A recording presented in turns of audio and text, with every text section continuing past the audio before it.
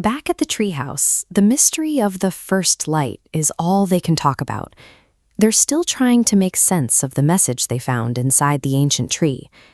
Jack is already halfway out the door, ready to head back into the woods. But Emma is holding him back, insisting they need a plan before they go charging into a magical forest they barely understand. The debate ends the moment they look at Pip. A soft golden light begins to pulse right at the very tip of his blue tail. A single spark of gold detaches from his fur, floating with purpose toward the dark line of trees at the edge of the yard. Jack doesn't need any more convincing.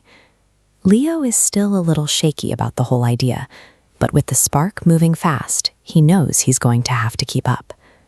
The group follows Pip as he chases the light. Whatever they saw in the secret chamber yesterday, it's clear the forest isn't finished with them yet. Deep inside Wonderwood, the air's thick with floating golden particles. The kids stay close together, keeping their eyes locked on the trail the spark is leaving behind. The trail stops dead at a junction where the path splits in 3 different directions. Each one is blocked by a heavy stone carved with a glowing symbol: a star, a leaf, and a moon. Jack's first instinct is to just pick a path and run. Emma stops him, kneeling by the stones to see if the symbols match anything they've seen in her nature guides.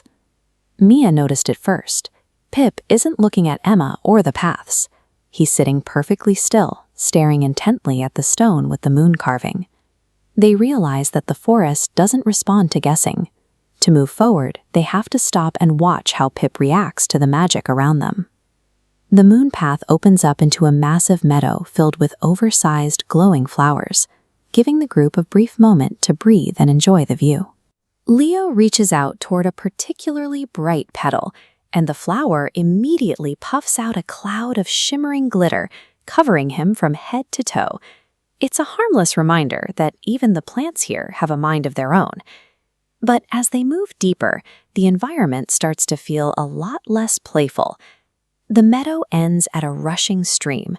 With no bridge in sight, the only way across is a series of stones hovering midair, bobbing slightly above the water. Leo steps onto the first stone and feels it dip under his weight. Jack tells him to keep his eyes up, which only makes Leo look straight down at the churning water, nearly sending him over the edge.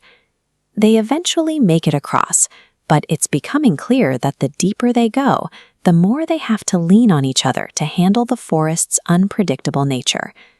On the other side, the golden trail suddenly hits a wall, an enormous, ancient tree that seems to block the path entirely. Jack is ready to turn back, but Emma is already at the trunk.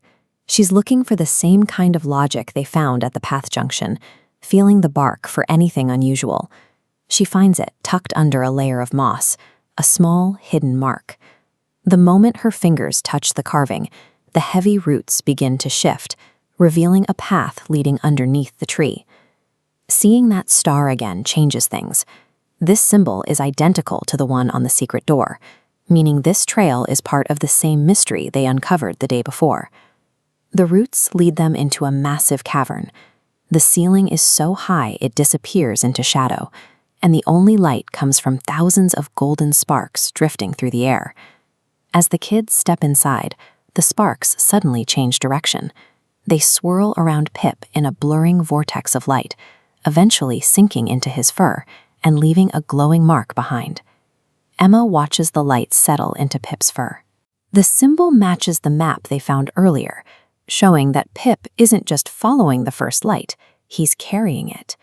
The sparks flatten out, and a map of Wonderwood snaps into focus. But the map shows a threat. A creeping darkness moves across the layout, erasing bright paths. One single point of light remains in the dark zone. The objective is clear: follow the light. Suddenly, the golden map flickers and dies. The cave drops into a heavy, absolute silence that feels a lot more crowded than it did a moment ago. Leo whispers for everyone to get down. He's seen a shadow move near the cave entrance. Someone or something was waiting for the map to disappear. Looking out toward the trees, the kids realize they aren't the only ones interested in the first light. someone is watching them closely from the deep shadows, and their adventure just took a much more dangerous turn.